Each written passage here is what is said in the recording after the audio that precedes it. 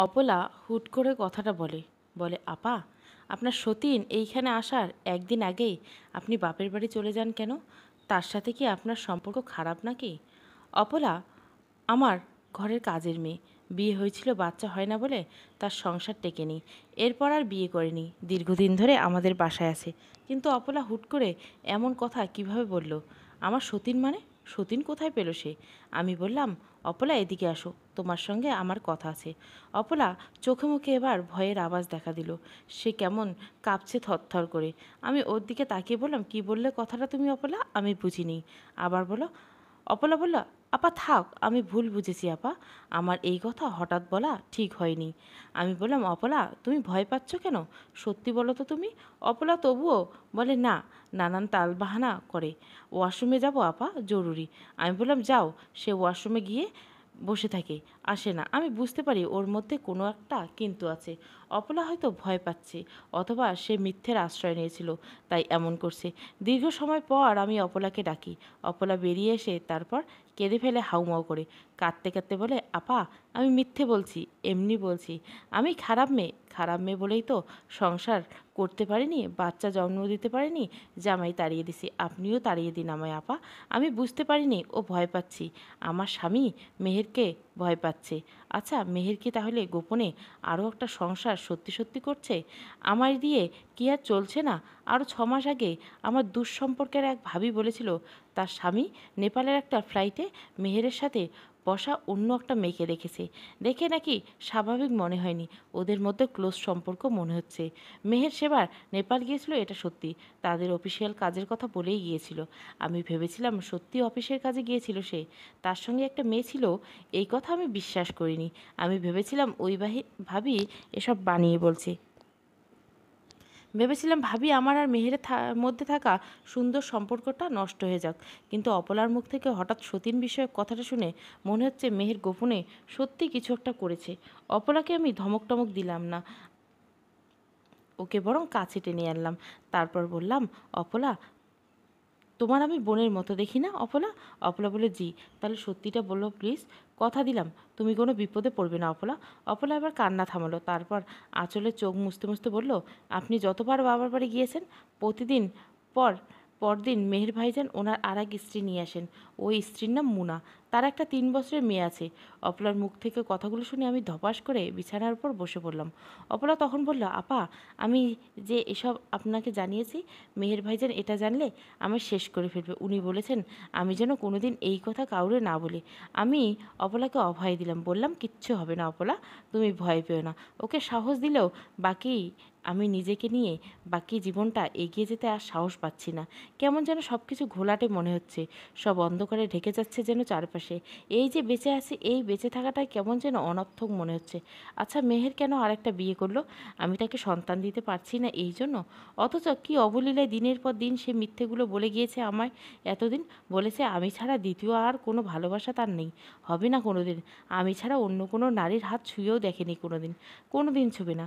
অথচ এই মিথ্যেগুলো বলে আমার আড়ালে সে অন্য এক নারীর সঙ্গে দীর্ঘদিন দিব্যি সংসার করে যাচ্ছে। এমনকি 3 বছর একটা বাচ্চাও আছে তার। এরপর দীর্ঘ সময় চুপ বসে রইলাম আমি। এই সময় অনেক কিছু ভাবলাম। তারপর হঠাৎ করে অপলাকে বললাম, তোমার বাড়িতে কে কে আছে অপলা? অপলা বলল, মা আছে, আর মায়ের সাথে আমার খালা থাকে, আর কেউ নেই। আমি বললাম, কাল তোমাদের বাড়িতে যদি আমি যেতে চাই তবে আমায় নিবে তোমার সাথে অপলা? অপলা চমকে উঠে চোখে আমার দিকে তাকালো, তারপর বলল, আপা এসব কি বলতেছেন আপনি? আমি বললাম, অপলা তুমি আমার এই উপকারটা করো প্লিজ, আমি যা বলি তাই করব, বলো। তোমার কোনো ভয় নেই, কিচ্ছু হবে না তোমার অপলা। অপলা সম্ভবত কিছু বুঝতে পারছে না। আমি তাকে বুঝিয়ে বললাম, মেহের জানবে তোমার মায়ের বিরাট অসুখ, তুমি মায়ের কাছে যাবে, আর তোমার সাথে আমিও তোমাদের বাড়িতে যাব তোমার মাকে দেখতে। মেহের যদিও জানবে আমরা তোমাদের বাড়ি যাব, কিন্তু সত্যি হলে আমরা তোমাদের বাড়ি যাব না। অপলা আরও বেশি অবাক হলো। সে বলল, তাহলে আমরা কোথায় যাব আপা? আমি কষ্ট ভরা মুখ নিয়ে হাসলাম, তারপর বললাম, যেদিকে দু চোখ যায় সেদিকে অপলা। মেয়ের বাসায় ফিরে রাতে, ও বাসায় ফিরলে আমি স্বাভাবিক থাকি, ওকে কিছুই বুঝতে দিই না। ও রাতের খাবার খায়, আমি ওর সামনে ভাত বেড়ে দিই, ও খায়, আমি ওর সঙ্গে গল্প করি। বলি, আমাদের এক দুঃসম্পর্কের ভাবি কী বলেছে জানো? মেহের বলে, কী বলেছে? আমি বললাম, সিঙ্গাপুরের চিকিৎসা নাকি খুব ভালো, ওখানে চিকিৎসা করলে ভাবির বোনের বাচ্চা হয়েছে, তার বিয়ে 16 বছর পর। মেয়ের কথাটা শুনে খানিক সময় চুপ করে থাকে, অবশ্য খাওয়া থামায় না, আরও দুটো নড়া মুখে চালান দেয়। তারপর চিবোতে চিবোতে বলে, এইসব কথা তুমি বিশ্বাস করো? আমি বলি, অবিশ্বাসের কি হলো? মেহের এই তো দিনের পর দিন সরাসরি আমার মনে আঘাত দিয়ে কথাটা বলে। বলে, সবার কি বাচ্চা হয়? এই পৃথিবীতে সব মেয়ে লোকের বাচ্চা হয় না। আমি চুপ থাকি, কিন্তু ও চুপ থাকে না, বলে, জবাব দাও, হয় কি বলো? আমি বললাম, না, সবার হয় না। মেহের বলল, তোমারও বাচ্চা না হতে পারে, না হোক, তাতে কি? এর জন্য ডাক্তারের কাছে গেলেই যে বাচ্চা হয়ে যাবে? বাচ্চা ডাক্তার তৈরি করে দিবে? তোমার জন্মদানের ক্ষমতা না থাকলে তুমি কিভাবে বাচ্চা জন্ম দিবে জোর করে? সহজ জিনিসটা কেন বুঝো না তুমি? আমি আর কথা বলি না, একদম চুপ হয়ে যাই। কেন যে হঠাৎ করে ওর সঙ্গে এই বিষয়ে আলাপ তুলতে গেলাম নিজেও জানি না। ভেবেছিলাম ওর সঙ্গে এই বিষয়ে কথা বললে ও একটু দরদ দেখাবে। এমনিতে সবসময় এই বিষয়টা তুললে সে দরদ দেখাতো, আজ দেখালো না, বরং কাটা কাটা কথা বলে দিল কয়েকটা। আমি এতে দমে গেলাম না। এইসব কথায় আর কি আঘাত লাগবে আমার? এর চেয়ে ভয়াবহ কাজ তো সে গোপনেই করে রেখেছে। তার তো আর সন্তানের দরকার নেই, সন্তান তো আর তার আছে। মেহের খাওয়া দাওয়া শেষ হয়েছে সবে, এর মধ্যে দৌড়ে এলো অপলা, কাঁদতে কাঁদতে বলল, কাঁদতে কাঁদতে বলল, আপা, ও আপা, মায়ের অবস্থা খুব খারাপ, আমার মা নাকি আর বাঁচবে না। জোর করে কাঁদতে লাগলো অপলা। আমি মনে মনে বললাম, অপলা যেরকম অভিনয় করছে এরকম বাস্তবে কেউ পারবে না করতে। কান্নাকাটি দেখে যে কেউ গলে যাবে এক্কেবারে। আমি অপলাকে সরাসরি জিজ্ঞাসা করলাম, অপলা, কান্না থামাও, বলো কি হয়েছে তোমার মায়ের? কে খবর দিয়েছে তোমার? অপলা বলল, আমার খালা ফোন করে বলেছে আমার মায়ের অবস্থা ভালো না, জবানবন্ধ। আমি খুব মন খারাপের ভাব করলাম। এর মধ্যে মেহের কথা বলল, হাসপাতালে ভর্তি করে নিই? অপলা কাঁদতে কাঁদতে বলল, কে হাসপাতালে ভর্তি করবে ভাইজান? আমাদের তো আর কেউ নেই, খালা বৃদ্ধ মানুষ, আমি না গেলে আমার মা বিনা চিকিৎসায় মারা যাবে। কেঁদেই যাচ্ছে অপলা। আমি এর মধ্যে বললাম, আচ্ছা ঠিক আছে, কাল সকালে যাও, এখন তো রাতটা শেষ হোক। অপলা নাছরবান্ধা কাঁদে আমার পায়ের কাছে এসে বসে কাঁদতে কাঁদতে বলল, ও আপা, আমি না গেলে আমার মা নাই হয়ে যাবে, তারে আর পাবো না, আমারে এখন যাইতে দেন। আমি অপলাকে শান্ত দিলাম, ওর মাথায় হাত বুলিয়ে দিতে দিতে বললাম, কাঁদলে তো লাভ হবে না অপলা, তাছাড়া এত রাতে যাওয়ার সম্ভব না, কাল সকালবেলা চলে যাব। শুনি অপলা, আমি তোমার সঙ্গে যাব তোমার মাকে দেখতে। অপলা এবার রাজি হলো, বলল, আপনি সত্যি যাবেন আপা? আমি বললাম, হ্যাঁ যাব। আমি ভেবেছিলাম মেহের মানা করবে, কিন্তু সে মানা করলো না, বরং এক কাজ করো, কাল আমি রিক্সা করে অফিসে চলে যাব, তোমরা গাড়ি নিয়ে চলে যাও, মতিনকে দিয়ে আসবে তোমাদেরকে। আমি বললাম, না, তার দরকার নেই, আমরা ট্রেনে চলে যাব। মেহের বলে, আচ্ছা তাহলে তোমাদের স্টেশনে মতিন দিয়ে আসবে। আমি এই মুহূর্তে কী বলবো বুঝতে পারছি না, সব কিছু এভাবে না না বলতে থাকলে সে বুঝেই ফেলবে, তাই রাজি হয়ে গেলাম। বললাম, ঠিক আছে, কিন্তু মনে মনে আরেকটা বুদ্ধি এঁটে দিলাম, মতিন স্টেশনে দিয়ে এলে তাড়াহুড়ো করে ওকে পাঠিয়ে দেবো, তারপর আমরা ট্রেন না উঠে শহরের অন্য কোথাও চলে যাব, মানে যেখানে যেতে চাই সেখানে চলে যাব। রাতে একটা অদ্ভুত ঘটনা ঘটলো। দীর্ঘদিন কাছে না আসায় মেহের হঠাৎ করে কাছে আসলো, ঘনিষ্ঠ হলো। শেষ ঘুমাতে যাওয়ার আগে সে আমায় বলল, আমার প্রতি তোমার কোনো অভিযোগ আছে কলি? আমি বললাম, না, নাই। এবার বলো, রাগ রাগ আছে? আমি বললাম, না, তাও নেই। মেয়ের হাসলো শব্দ করে। আমি অবাক হলাম, বললাম, হাসলে কেন? মেয়ের বলল, জানি না, হাসি পেয়েছে তাই হাসি, বলে চুপ হয়ে গেল। আমিও চুপ হয়ে গেলাম, আর মনে মনে বললাম, আর কিছুটা সময় অপেক্ষা করো, আমি তোমায় হাতে নাতে ধরবো মেহের, তখন দেখব এই হাসি তোমার কোথায় থাকে। পরদিন সকালে ঘুম ভাঙতে চোখ কষলে ঘড়ি দেখলাম 7:30 বেজে গিয়েছে। তাড়াহুড়ো করে উঠে গোসল সেরে নিলাম। অপলাকে বললাম দ্রুত রেডি হতে। ড্রাইভার মতিনকে বললাম গাড়ি বের করতে। মতিন গাড়ি বের করলো। অপলা গিয়ে গাড়িতে উঠে বসলো। আমি ঘর থেকে বেরিয়ে গাড়ির দিকে যাব, তখন মেহের একবার আমায় ডাকলো, বলল, এই কলি? আমি পেছন দিকে ফিরে ওর দিকে তাকালাম। সে হাসলো, তারপর হাত ইশারায় বলল, যাও। আমি গিয়ে গাড়িতে উঠলাম ঠিক, কিন্তু বুকটা কেমন জানি একটা মোচড় দিয়ে উঠল। কেন আমার এলো হলো, কিংবা মেহের এভাবে হাসলো কেন, তার কিছুই আমি বুঝতে পারলাম না। গাড়ি করে স্টেশনের দিকে যাওয়ার সময় মর্টিন হঠাৎ করে অপলাকে জিজ্ঞাসা করলো, অপলা, তোমার দেশের বাড়ি কই জানি? অপলা চট করে উত্তর দিল, ময়মনসিংহ ভাইজান। ময়মনসিংহ কোথায়? গৌরীপুর। গৌরীপুর কোথায়?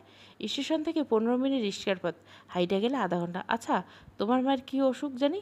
অপলা বলল, জানি না ভাইজান, শুধু জানি অবস্থা খারাপ, বিছানায় পড়া, কথাটাও নাকি বলতে পারে না। অপলা গলা ভেজা। আমার ভীষণ রাগ লাগছে মতিনের প্রতি। বেটা পণ্ডিত, তোর কাজ গাড়ি চালানো, তুই এসব হাবিজাবি প্রশ্ন করবি কেন? এইসব প্রশ্ন করলে মেহেরকে মানাতো, তোকে তো মানায় না। এর মধ্যে অপলার নানান কিছু জিজ্ঞাসাবাদের পর আমার সঙ্গে এইসব শুরু করলো। বললো, ম্যাডাম গিয়ে কয়দিন থাকবেন? আমি উত্তরে বললাম, খানিক পর। ধারালো গলায় বললাম, দেখি গিয়ে রোগীর কী অবস্থা। মতিন বলল, ম্যাডাম আপনি গিয়ে ওই সব পরিবেশে থাকতে পারবেন না, আপনার থাইকে অভ্যাস রানীর হালতে। মতিন হাসলো শব্দ করে। আমি মনে মনে বললাম বেয়াদব, কিন্তু আওয়াজ করে কিছু বললাম না। এরপর মতিন কিছু বলল না আর। গাড়ি ছুটে চলছে, কিন্তু হঠাৎ করে কেমন আওয়াজ হচ্ছে গাড়িতে। এটা স্বাভাবিক আওয়াজ না। কোনো সমস্যা হলো নাকি? সমস্যাটা হলো মাঝ রাস্তায় এসে হুট করে গাড়ি বন্ধ হয়ে গেল, আর চলছে না। মতিন বারবার স্টার্ট করতে চাইলো, কিন্তু কিছুতেই কিছু হচ্ছে না। একটু শব্দ করে, কিন্তু স্টার্ট হয় না। শেষে সে নেমে গিয়ে চেষ্টা করলো, ইঞ্জিন চেক করলো, বলল সর্বনাশ, নাজেল পাল্টাতে হবে, বিয়ারিং ভেঙেছে, গ্যারেজে না গিয়ে এটা ঠিক করা যাবে না, অনেক সময়ের ব্যাপার। অপলা কেঁদে ফেললো, আজারি করে বলল, কি কর মতিন ভাই, আমার মারে গিয়ে কি আমি তাহলে পাইতাম না? ও আমার পোড়া কপাল। মেয়েটা এত কাঁদে, এত অভিনয় আমার ভালো লাগে না, বেশি বেশি করে ফেলছে। মতিন বুঝতে পারলো বিপদ হবে। আমি অপলাকে সান্ত্বনা দিলাম, বললাম, অপলা নিজেকে শান্ত রাখো, ট্রেন ছাড়তে দেরি আছে। আমি মনে মনে অবশ্য ভীষণ খুশি হলাম, এটাই তো চাইছিলাম আমি। আল্লাহ একটা উপায় করে দিয়েছে। আমি বললাম, মতিন ভাই হাতে সময় কম, আমরা রিক্সা বা একটা সিএনজি করে চলে যাই, আপনি বরং গাড়ি নিয়ে গ্যারেজে যান, এটাই ভালো। মতিন বললে, আচ্ছা আমি দেখি, সিএনজি দেখি তাহলে। কিন্তু অনেক সময় দেখা গেলো সিএনজি পাওয়া গেল না, একটা রিক্সা পাওয়া গেল। মতিন ডাকলো, এই খালি এদিকে আয়। রিক্সা এলো, আমি আর অপলা চেপে বসলাম রিক্সাতে। মতিন বলল, স্টেশনে দিয়ে আসবে, সাবধানে যাবে কিন্তু। রিক্সা অনেকটা দূরে এলে আমি বললাম, মামা রাখেন। রিক্সাওয়ালা থামলো, বললো, কোনো সমস্যা আপা? আমি বললাম, হ্যাঁ, আমরা এখানেই থাকবো, পরে সিএনজি করে যাব। রিক্সাওয়ালা বললো, সিএনজি তো এখানে পাবেন না, এদিকে সিএনজি আসে না। আমি বললাম, ওটা আপনার বুঝতে হবে না, বলে আমরা নেমে পড়লাম। তারপর রিক্সাওয়ালাকে তার ভাড়া বুঝিয়ে দিয়ে রিক্সাওয়ালা যখন যেদিক থেকে এসেছে সেদিকে ফেরত যাচ্ছে, তখন অপলা তাড়াহুড়ো করে আমায় বলল, আপা এটা কি করলেন আপনি? মতিন ভাই তো এখনও ওখানে, গাড়ি নিয়ে যেতে দেরি হবে, উনি যদি রিক্সাওয়ালারে ফেরত যাইতে দেখেন তাহলে ঝামেলা হবে, সন্দেহ করবেন। আমি এটা বুঝতে পারিনি, ভাবিও নেই আগে। তাড়াহুড়ো করে আমি অপলাকে বললাম, ডাক দাও ওনাকে, জোর করে রাখো। অপলা ডাকলো, ডাক শুনে রিক্সাওয়ালা সঙ্গে সঙ্গে রিক্সা ঘুরিয়ে নিল। আমরা আবার রিক্সা চেপে বললাম, স্টেশনে যাও। রিক্সাওয়ালা আবার ছুটলো স্টেশনের দিকে। স্টেশনে পৌঁছাতে পৌঁছাতে ট্রেন ছাড়ার সময় হয়ে গেল। মাইকে অ্যানাউন্স হচ্ছে, আর 5 মিনিট পরে ট্রেন ছেড়ে যাবে স্টেশন থেকে। সবাইকে সিটে গিয়ে বসতে হলো। আমরা রিক্সা ছেড়ে গিয়ে একপাশে দাঁড়িয়ে আছি। এসব নিয়ে আমাদের কোনো মাথা ব্যথা নেই। ট্রেন চলে যাক, আমাদের উদ্দেশ্য ট্রেনে ওঠা না। আমাদের উদ্দেশ্য শহরে কোথাও থাকা, একটা দিন অপেক্ষা করা, রাত কোথাও কাটানো। এরপরের দিন সরাসরি বাসায় গিয়ে মেহের আর তার গোপনে বিয়ে করা স্ত্রীকে হাতে নাতে ধরে ফেলা। কিন্তু আমি ভাবছি, আজ সারাটা দিন আর রাতটা কোথায় থাকবো? কোনো গেস্ট হাউস আছে? কিন্তু এটা নিরাপদ মনে হচ্ছে না আমার কাছে। এছাড়া যাওয়ার তো কোনো জায়গা নেই শহরের কারো কাছে। শহরে যারা আছে ওরা আমার আত্মীয় নয়, ওরা সবাই মেহেরের আত্মীয়। মেহেরের পরিচয়ে ওদের সঙ্গে আমার পরিচয়। সুতরাং গেস্ট হাউস ছাড়া যাওয়ার মতো আর কোনো জায়গা নেই। আমি কিছু বলার আগে অপলা বলল, আপা কই উঠবেন গিয়ে? আত্মীয় স্বজন আছে নাকি শহরে? আমি খানিক চুপ করে রইলাম, তারপর বললাম, কোনো আত্মীয় স্বজন নেই। অপলা বলল, আমার এক আত্মীয় থাকে আপা, আমার খালাতো বোন শম্পা, গার্মেন্টসে চাকরি করে, ওখানেই যাবেন আমার সাথে? আমি কি করব বুঝতে পারছি না। ওদিকে গেস্ট হাউস নিরাপদ লাগছে না। তবে অপলা আমি সন্দেহ করি না, সে আমার সঙ্গে দীর্ঘদিন আছে, তাকে আমি বিশ্বাস করি। আমি বললাম, অপলা তুমি চেনো ওদের বাসা? গিয়েছো আরও? অপলা বলে, গিয়েছি। আমি বললাম, কোনো সমস্যা হবে না তো? অপলা বলে, আরে না, সমস্যা হলে আপনাকে নিয়ে আমি ওখানে যাব আপা। আপনি আমার মালিক, আমি আপনার কাজের মেয়ে, আপনার খারাপ আমি চাইবো বলুন? আমি ওর হাতটা চেপে ধরে বললাম, তারপর বললাম, আমি তোমার মালিক না অপলা, আর তুমি আমার চাকর না। আমরা দুজনে বোন, আমাদের দুঃখ এক। তোমার সন্তান নেই, আমারও সন্তান নেই। তোমার স্বামী নেই, আমারটা থেকেও অন্যের। মুখে মুখে শুধু আমি আর তার, কিন্তু গোপনে ওই যে মেয়েটা, সে তাকে সন্তান দিয়েছে। সুতরাং তুমি আর আমি এক বিন্দু বাস করি। অপলা বুঝেছ? অপলা চোখ মুছল, তার কান্না এসে গেছে। এই মেয়েটা এমন, অল্পতেই কাঁদে। সে বললে, আপা আপনার মতো মানুষ হয় না আপা, আপনি মানুষ না, ফেরেস্তা। অপলা তার খালাতো বোনের বাসায় নিয়ে গেল আমায়। খালাতো বোন বাসায় নেই, কিন্তু তার স্বামী আছে, বাচ্চা কাচ্চা কাউকে দেখা যায় না। আমি এখানে উঠবো কি না বুঝতে পারলাম না, কিন্তু অপলা অভয় দিল, বললো, আপা ভয়ের কিছু নেই, এরা বড় ভালো মানুষ। আপা কাজে গেছে, সন্ধ্যায় ফিরবে। দুলাভাই আজ কাজ নাই, তার নাইট ডিউটি আছে, এই জন্য ঘুমাইতেছে। ওদের দুটো ঘর, আমাদের নিয়ে অপলা দ্বিতীয় ঘরটাতে গেল। কিন্তু এখানে আমার মোটেও ভালো লাগছে না, মন কেমন খচখচ করছে। আবার একটা বিষয় বারবার মনে হচ্ছে, আমি কি এটা ঠিক করছি? কি মেহেরকে কি মিছিমিছি দোষারোপ করছি আমি? অপলা কি মিথ্যে বলছে আমায়? অপলা কেন মিথ্যে বলবে? ও তো বড় ভালো মেয়ে। মনকে কিছুতেই বোঝ দিতে পারছিলাম না। অপলার বোন জামাই ঘুম থেকে উঠে কথাবার্তায় খুব মর্জিত। আমায় বলল, আপা গরিবের বাড়িতে আসছেন, এইখানে থাকতে আপনার কষ্ট হইবে হয়তো, কিন্তু আদর আপ্যায়নে অভাব হইবে না। আমি মৃদু হাসলাম, বললাম, গরিবের বাড়ি না, মানুষের বাড়িতে মানুষ এসেছে ভাই। অপলার বোন জামাই বলল, ভাই যখন ডাকছেন তখন ভাই তার মর্যাদা রাখবে, তার দায়িত্ব সে পালন করবে। আমি মৃদু হাসলাম, ভাবলাম এরা সবাই এমন সহজ সরল মনে। সে তাড়াহুড়ো করে বাজারে গেল, বাজার করে আনলো। বাজার করে এনে অপলাকে দিয়ে বলল, তোমার আপাকে ফিরতে তো দেরি, তুমি রান্না বান্না করো, আপারে নিয়ে খাওয়া দাওয়া করো। অপলা বলে, আচ্ছা। বিকেলবেলা আমরা খাওয়া দাওয়া করলাম। খাওয়ার শেষে যখন বসে আছি তখন দেখলাম আর বসে থাকতে পারছি না। শরীর এত দুর্বল লাগছে, চোখ একেবারে টেনে নিয়ে যাচ্ছে ঘুমের দিকে। কোনোভাবে আর চোখ খুলে রাখতে পারি না। এত ঘুম কেন আসলো চোখে? বিকেলবেলা তো আমার ঘুমানোর অভ্যাস নেই। কত বছর বিকালে ঘুমাই না নিজেও জানি না।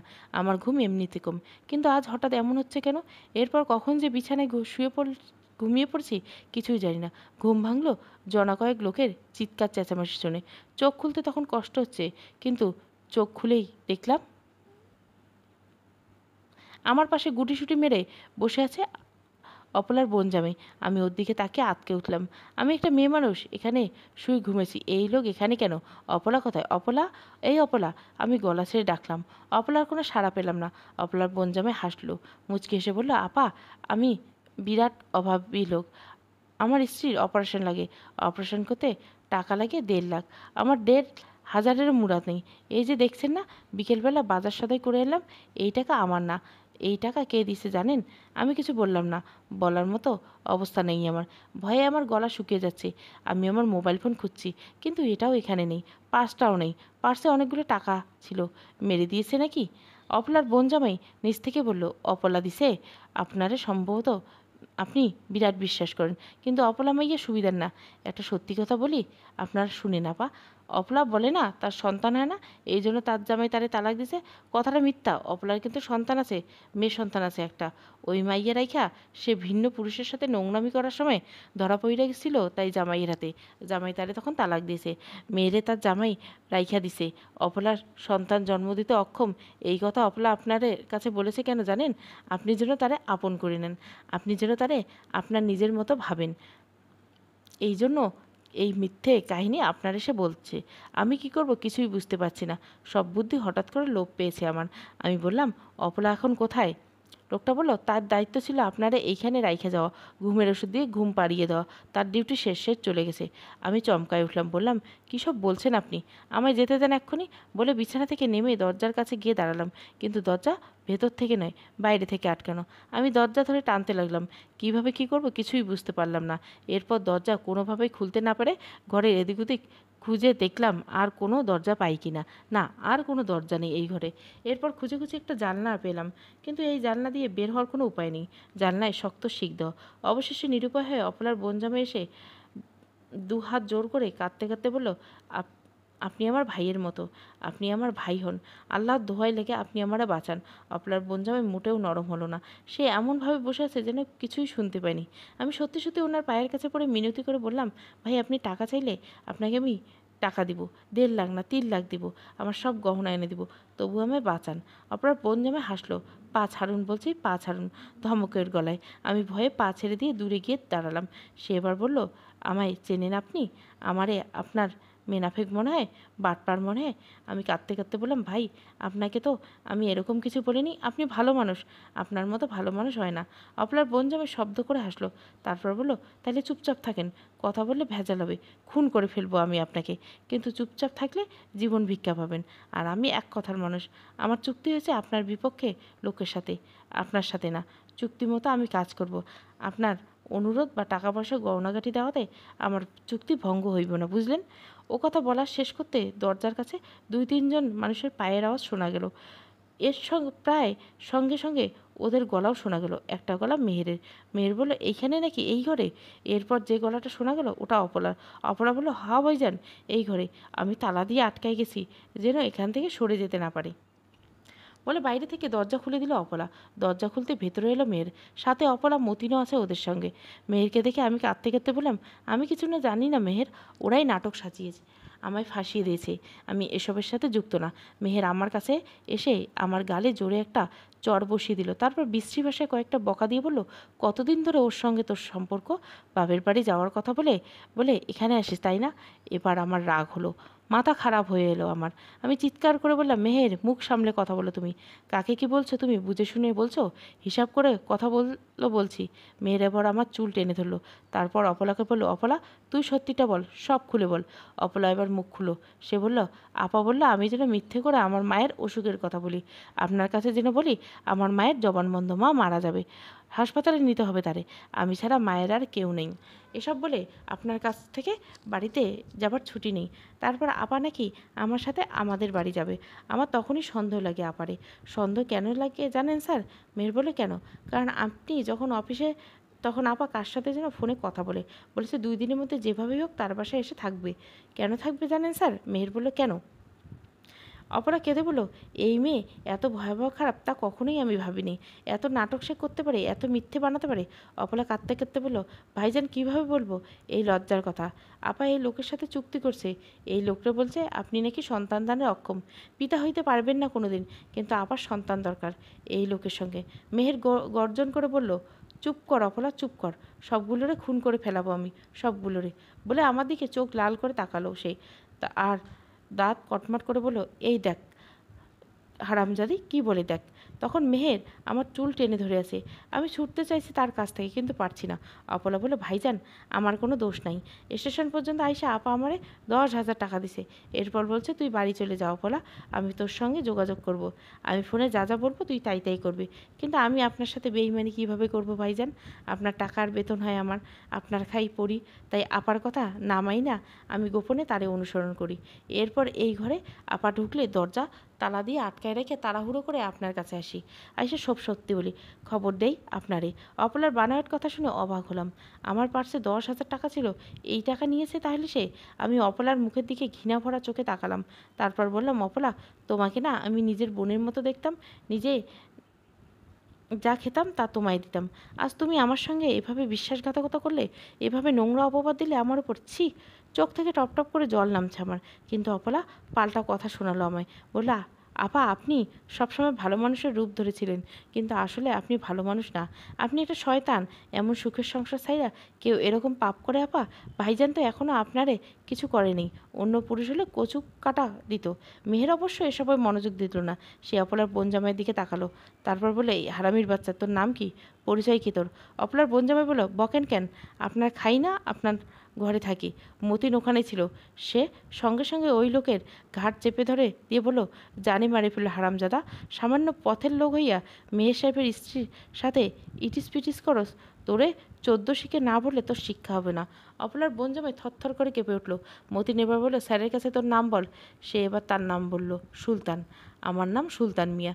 মেহের এবার কথা বলল, সুলতান না? অপলা যা বলছে এসব কি সত্যি? কলির সঙ্গে তো চুক্তি হয়েছে। আমি ওর দিকে তাকিয়ে আছি, আল্লাহ আল্লাহ করছি যেন সে না বলে, বললেই যেন সত্যিটা বলে। কিন্তু সে আমায় আশাহত করে দিয়ে ওদের মতো করে মিথ্যে বলল সব সত্যি। অপলা যা বলছে সব সত্যি। কত টাকা দিছে তোরে? 50,000। মেয়ের আগে আমায় ধাক্কায় দিয়ে এক পাশে ফেলে দিয়ে সুলতানের ঘাড়ে গিয়ে ঝাঁপিয়ে পড়লো। তারপর বললো, টাকা দে। সুলতান বলল, একজন পাইতো, দিয়ে দিছি, এখন নেই। মেয়ের আগে ওনার নাকে মুখে 2-4টে ঘুষি বসিয়ে দিল। এরপর মতিন বলল, এরে নিয়ে গাড়িতে তোল। এই অপলা, যা গাড়িতে বস। মেয়ের আমায় টেনে হিঁচড়ে গাড়িতে তুলল। গাড়ি ছাড়ার পর মেহের তার নিজের বাবা মাকে ফোন করে বলল, আজকের মধ্যে ঢাকা অর্থাৎ তার বাসায় আসতে। আর আমার বাবা মাকেও ফোন করে বলল, আপনাদের মেয়েদের যদি বাঁচাতে চান তাহলে আজকের মধ্যে ঢাকায় আসেন, আমার বাসায় আসেন, দেরি করলে তারে পাবেন না আর। বাসায় গিয়ে গাড়ি থেকে নামার পর আমি মেহেরকে বললাম, মেহের, তোমার সঙ্গে আমার কিছু কথা আছে, প্লিজ তুমি আমার কথাগুলো শোনো। মেহের বলল, বলো। এরপর আর কোনো দিন তো সুযোগ পাবে না, কী কী বলতে চাও সব বলে ফেলো। তখনও এখানে অপলা আর মতিন, ওপাশে সুলতান। আমি বললাম, ওদের সামনে না, তোমার সঙ্গে আলাদা করে কথা বলতে চাই। মেয়ের শব্দ করে হাসলো, হেসে বলল, গোপনে কথাগুলো তো ওদের সঙ্গে মিললেই করছো, এখন ওদের সামনে বললেই দোষ। বলো, ওদের সামনে বলো। আমি চুপ করে রইলাম, কোনো কথা বললাম না। মেহের বলল, আচ্ছা বলো। ওদের নিয়ে অন্য একটা ঘরে গেল। তারপর বলল, আমি কেঁদে কেঁদে বললাম, মেহের, আল্লাহ জানে আমি এরকম নোংরা কাজ করিনি। বিশ্বাস করো মেহের, তুমি দয়া করে বাবা মাকে এসব বলো না, এর চেয়ে আমার মরে যাওয়া ভালো হবে। মেহের শব্দ করে হেসে উঠল। তারপর বলল, কলি, ভয়ের কিছু নেই, বাবা মায়ের আদরের মেয়ে তুমি, ওদের সঙ্গে তোমার দিয়ে দিব, আর কখনো ফেরত হবে না এখানে, ডিভোর্স হয়ে যাবে এক্কেবারে। ওখানে গিয়ে যার সাথে ইচ্ছা তার সাথে এসব করলে তোমার আর বাধা থাকবে না, তুমি স্বাধীন থাকবে। তারপর মেহের অপলাদের কাছে এলো, আমিও এলাম ওর পিছু পিছু। ও এসে অপলাদের কাছে বলল, আমার রিকোয়েস্ট করে পা ধরে বলে, একবার এরকম করে ফেলছি আর কখনো পড়বো না, তোমরা কি বলো? তার রিকোয়েস্ট রাখবো? অপলা হাসলো, হেসে বলল, খারাপ চরিত্রের মানুষ কখনো ভালো হয় না ভাইজান, এদের ক্ষমা করা ভুল। মতিনও তাই বলল। সুলতান শুধু বলল, আমায় ছাইড়া দেন, আমারে আটকায় রাখছেন কেন শুধু শুধু, আমার দোষ কি? মেহের ওর কাছে গিয়ে ওর গালে একটা থাপ্পড় বসিয়ে দিয়ে বলল, তোরে একলা ছাড়বো কেন, তোর সাথে কলির বিয়ে দিব, দুইজন একসাথে যাবি, বলে হাসলো মেহের শব্দ করে। মেয়ের এমন নোংরা কথা শুনে ঘেন্নায় আমার গা গুলিয়ে এলো। আমি তখনই ঠিক করে নিলাম, যা অপবাদ দেওয়ার দিক, এরপর নিজে চাইলেও ওর সঙ্গে আমি সংসার করব না, আমি নিজেই ওকে ডিভোর্স দিয়ে চলে যাব। মা বাবা আস্তে আস্তে রাত কেটে গেল, ভোর হলো। তাদের আসার আরও 2 ঘন্টা পর এলো মেহেরের বাবা মা। তারা আসার পর তাদের খাবার দেওয়া হলো। খাবারের রান্না করেছে অপলা, আমাকে খেতে দেওয়া হলো। আমি অবশ্য খাবার মুখে তুলিনি। অপলা অবশ্য বলছে, আপা যা হবার হয়ে গেছে, এসবের জন্য তো নাও খাওয়া বন্ধ করলে চলবে না। আমি ওর সঙ্গে কোনো কথা বললাম না, শুধু একবার তাকালাম ওর চোখের দিকে। এই মেয়েটাকে অসম্ভব রকমের বিশ্বাস করতাম আমি, নিজের বোনের মতো ভাবতাম ওকে, আর সে কি এত বড় বিশ্বাসঘাতকতা করলো আমার সঙ্গে? খাওয়া দাওয়ার পর্ব শেষ করে একটা কালো ব্যাগ নিয়ে এলো মেহের, এনে আমার বাবার হাতে দিয়ে বলল, ব্যাগের চেনটা খুলেন। বাবা খুললেন। মেহের এবার বলল, ভেতরে যা আছে বের করেন। বাবা বের করলো, টাকার বান্ডিল রাখা ছিল ওইখানে। মেহের এবার জিজ্ঞাসা করলো, কয়টা বান্ডিল এখানে? বাবা ঠিক কিছুই বুঝতে পারলেন না, তিনি গুনেই বললেন 8টা। মেয়ের আবার বলল, এখানে 8 লাখ টাকা আছে, এই 8 লাখ টাকা কিসের জানেন? বাবা বোকার মতো ডাকলেন, তিনি হয়তো বুঝতে পারছেন না মা তাকে দিয়ে এসব করানো হচ্ছে কেন। তিনি বললেন, কিসের টাকা বাবা? মেহের বললেন, আপনার মেয়ের কাবিনের। বাবা হা করে তাকিয়ে রইল। মা হাউমাউ করে কেঁদে উঠলেন। কি বুঝেছেন তারা কে জানে? মেহেরের বাবা বললেন, কি রে, কি হচ্ছে এসব, সমস্যা কি তোদের? আমাদের কেন খবর দিয়ে আনলি, তাও এরকম জরুরিভাবে? আর এখানে এসব কি হচ্ছে এখানে? আর মাও তার বাবার সঙ্গে গলা মিলিয়ে একই কথা বললেন। মেহের বলল, কলি এমন কিছু করেছে যার পর ওর সঙ্গে সংসার করা আর সম্ভব না। আমি ঠিক করেছি ওকে ডিভোর্স দেব, এছাড়া আর কোনো পথ খোলা নেই। মা বাবা হতভম্ব হয়ে বসে আছে, মায়ের চোখ তখনও ভেজা, তিনি একটু আগে কেঁদেছেন। মেহেরের মা তখন বলল, কি করেছে কলি, কেন ডিভোর্স দিবি তাকে? মেহের বলল, স্বামী রেখে পরপুরুষের বাসায় গিয়ে পরপুরুষের সঙ্গে রাত কাটালে তাকে ঘরে রাখবো কিভাবে, এটা অসম্ভব। ওর কথা শুনে লজ্জায় কষ্টে মুখ নিচু করে আমি চুপিসারে কাঁদতে লাগলাম। মাও কাঁদছে, বাবা বোকার মতো হা করে বসে আছে। মেহেরের বাবা বলল, এসব কি বলছিস তুই মেহের, ছি ছি ছি, আমার মান সম্মান এভাবে নষ্ট করলি তোরা? এর মধ্যে মেহেরের মা আমায় ডাকলেন, বললেন, কলি মেহের যা বলছে তা কি সত্যি? আমি কথা বলতে পারছি না, কাঁদছি। কাঁদতে কাঁদতে বললাম, আপনার ছেলের কথা বাদ দিয়ে আমার কথা বিশ্বাস করবেন মা?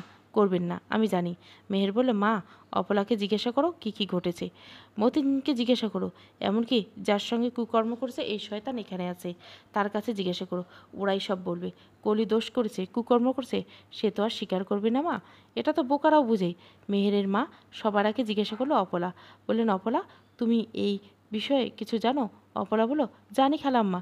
কি কি জানো বলো আমায়। সব মিথ্যে বলবা, সত্য বলবা, মিথ্যে বলবা না। এর মধ্যে মেহের বলে উঠল, মা সে এইবারে কাজের মানুষ, তার কি লাভ হবে মিথ্যে বলে? সে আমাদের সবার বিশ্বস্ত মানুষ, এমনকি কলির কলিজার টুকরো সে। তারা দুজনে বোনের মতো ছিল, কিন্তু অপলা ভালো মেয়ে, সে কলির ঘরে নোংরামি সহ্য করতে পারেনি, তাই সব বলে দিয়েছে। তারে অবিশ্বাস করার কিছু নেই, সে যা বলবে সব সত্যি বলবে। মেহেরের মা মেহেরকে বললেন, তোরে কিছু জিজ্ঞাসা করছি আমি? মেহের বলল, না। তাহলে তুই চুপ থাক, অপলা বলো তুমি কি জানো তা বলো। অপলা আবার শুরুর থেকে বলল, কয়েকদিন আগে মেহের ভাইজান একটা পরিকল্পনা করে, তার তো আরেকটা বউ আছে, গোপনে বিয়ে করছে, ওইখানে 3 বছরের একটা বাচ্চা আছে, তো সেই বউরে ঘরে তোলার জন্য কলিয়াপাড়ে বাহির করে দরকার। কিন্তু কলিয়াপাড়ে তো সোজাসুজি বাহির করে দেওয়া যাবে না, তারে তালাক দিতে হবে, তো তার দোষ বাইর করতে হবে, তো তাই সে পরিকল্পনা করলো, কলিয়াপাড়ে আমি ঘর থেকে বাইর করে দূরে কারো বাসায় নিয়ে যাব, সেই বাসায় আরেকজন পরপুরুষ লোক থাকবো। এরপর কলিয়াপাড়ে ওই পুরুষের সাথে এক ঘরে তালা লাগিয়া রেখে দিয়ে আসে পড়বো। বাকি মেহের ভাইজান দেখবেন। বিনিময়ে মেহের ভাইজান আমারে 50,000 টাকা আর আমার সঙ্গে যে পুরুষ লোক কাজ করবেন তারে 50,000 টাকা দেন। আমি তখন আমার এক ভাইরে ঠিক করি যে কলিয়াপার সাথে এই ঘরে থাকবো।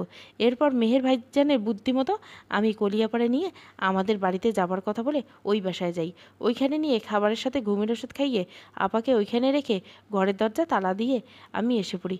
এরপর তো মেহের ভাইজান এসে পড়ে আর তার পরিকল্পনা মতো কাজ করে, কিন্তু আমি মনে মনে ঠিক করে রাখি কলিয়াপাড়ে আমি নির্দোষ প্রমাণ করব, তাহলে মিথ্যে শাস্তি আমি পেতে দিব না। অপলার কথা শুনে আমি আশ্চর্য হই, চমকে উঠি। আমার কিছুতেই বিশ্বাস হতে চায় না অপলা এভাবে সত্যিটা বলবে, কিন্তু মেহের ততক্ষণে রেগে আগুন। সে বলে, এই হারামজাদি, মিথ্যে বলছিস কেন? সব বানিয়ে বলছিস। ঠিক তখনই মুখ খুলল মতিন। সে বলল, ভাইজান, আমি জানি সত্যিটা বললে আমার চাকরি চলে যাবে, আপনার বাসায় আর থাকতে দিবেন না, গাড়ি চালার কাজটা আমার আর থাকবে না, না থাকুক, বেকার থাকবো, না খেয়ে মরবো, তবু একজনের উপর অপবাদ দিলে তা দেখে চুপ থাকবো না। ভাইজান, গোপনে অনেক চক্রান্ত করেছেন আপনি, আর না, এইবার থামেন। আপনি আরও 4 বছর আগে গোপনে বিয়ে করছেন। এইখানে আপনার 3 বছর একটা মেয়ে আছে। কলি ম্যাডাম বাড়িতে বেড়াতে গেলে আপনার সেই স্ত্রী এখানে নিয়ে আসেন। সব তো আমাদের জানা। এইবার তো আপনি পরিকল্পনা করে কলি ম্যাডামকে ফাঁসালেন, এইটা আমার জানা। ভাইজান, নিজেকে সবচেয়ে চতুর মনে করেন না? অনেক বাড়াবাড়ি করছেন আপনি। আল্লাহ সুযোগ দিছে, এইবার আর সুযোগ নেই। আপনি ধরা পড়ে গেছেন ভাইজান। এবার সুলতানও মুখ খুলে বললেন, আমি অপলার কথা মতো কাজ করছি, কিন্তু আমার আগের থেকে ঠিক করে রেখেছিলাম কলিয়াপার মতো ভালো একটা মানুষকে এত বড় শাস্তি আমরা পাইতে দিব না। মেহের রেগে মেগে আগুন হয়ে গেল। সে একবার গেল মতিনের উপর হাত তুলতে, আরেকবার গেল সুলতানের উপর হাত তুললে, কিন্তু মেহেরের বাবা এক ধমক দিয়ে মেহেরকে থামিয়ে দিলেন। তারপর মেহেরের বাবা অপলাকে জিজ্ঞেস করলেন, অপলা, তুমি যে বললা মেহেরের আর এক বউ আছে, সে বউ কোথায় থাকে তুমি জানো? অপলা উত্তর দেওয়ার আগে মতিন উত্তর দিল, হ্যাঁ। সে বলল, আমি জানি। আমার গাড়ি করে ওই বাসায় আসা যাওয়া করতো মেহের ভাই। মেহেরের বাবা বলে, আমি যাব, এখন যাব, আমারে নিয়ে যাও। যেই বলা সেই কাজ। তিনি গিয়ে সঙ্গে সঙ্গে গাড়িতে উঠলেন। মতিন গাড়ি ছেড়ে ওনাকে নিয়ে গেল। তারা ফিরে এলো আরও ঘন্টা দুয়েক পর। তাদের সঙ্গে বোরকা পরা একটা মেয়ে, সাথে 3 বছরের বাচ্চা। মেহেরের বাবা মেহেরের মাকে বলেন, এই যে তোমার ছেলের কাণ্ড, এই যে তার গোপন বউ বাচ্চা, তোমার কুলাঙ্গার ছেলেকে তুমি গর্ভে রেখেছিলে। মেহেরের মা কাঁদছেন লজ্জায় দুঃখে। মেহেরের বাবা আমায় ডেকে কাছে নিলেন। তারপর বললেন, যারা সৎ থাকে তাদের কেউ কোনোদিন ক্ষতি করতে পারে না। এমন কুলাঙ্গার ঘর করার তোমার কোনো প্রশ্নই আসে না মা। তুমি ওর থেকে অবশ্যই তালাক নেবে। এরপর আমি আর তোমার বাবা দুজনে মিলে তোমার দেখাশোনা করব। আল্লাহ চাইলে অনেক ভালো ছেলে দেখে তোমার বিয়ের ব্যবস্থা করব আমরা, ইনশাল্লাহ। এর খানিক পর মেহের তার মায়ের কাছে মাপ চাইতে গেল। সে বলল, আর ভুল করবে না। মেহেরের মা ছেলের কথাই ভুললেন না। তিনি বরং বললেন, তুই যেদিন পৃথিবীতে এসেছিলি সেদিন আমি সবচেয়ে বেশি আনন্দিত হয়েছিলাম, তোকে দোয়া দিয়েছিলাম, কিন্তু আজ আমি সবচেয়ে বেশি কষ্ট পেয়েছি তোর জন্য। আমি তোকে ত্যায্য করলাম। আজ থেকে তুই আমার সন্তান না। কোনোদিন ভুলেও তুই আমার কাছে আসবি না, মা বলে ডাকবি না। মেহেরের বাবা একই কাজ করলেন। তিনি বললেন, আমার সকল সম্পত্তি আমি এলাকার মাদ্রাসা আর কলেজ ফান্ডে দিয়ে দেবো, এমনকি আমার বাড়িটাও। তুই এসবের কিছুই পাবি না। তোকে আমি ত্যায্য করলাম, তুই আমাদের সন্তান না। তুই একটা কুলাঙ্গার, তুই একটা জানোয়ার। এর পরদিন পেরিয়ে সন্ধ্যা হলো। সবাই সবার মতো পথ ধরল। মেহেরের বাবা মা তাদের বাড়িতে উদ্দেশ্য গেল। আমি বাবা মার সঙ্গে আমার বাড়িতে উদ্দেশ্য হলাম। চলে আসার সময় অপলার কাছে একবার গেলাম। ওকে জড়িয়ে ধরে কাঁদতে কাঁদতে বললাম, অপলা, আমি তোমার উপর খুশি, তুমি আমার সত্যিকারের বোন। অপলা কাঁদছে, কাঁদতে কাঁদতে বলল, আপা, আপনিও আমার বোন, সত্যিকারের বোন।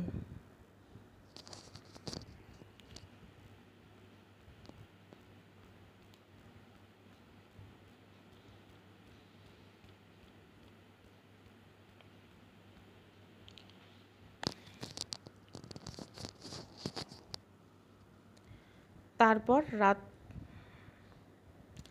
তারপর নামে রাত।